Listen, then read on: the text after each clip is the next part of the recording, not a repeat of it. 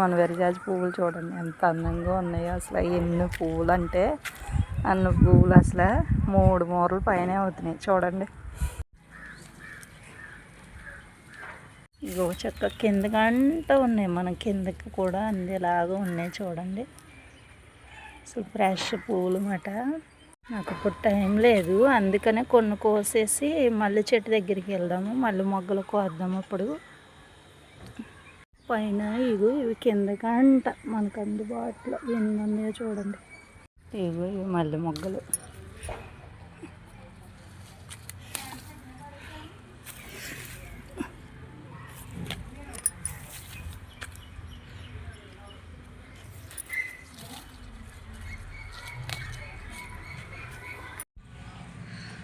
ఈ నిన్నడికి ఈరోజు విరజాజులు, ఈరోజు మళ్ళీ మొగ్గలు 3 మూరలు అయినాయి చూడండి.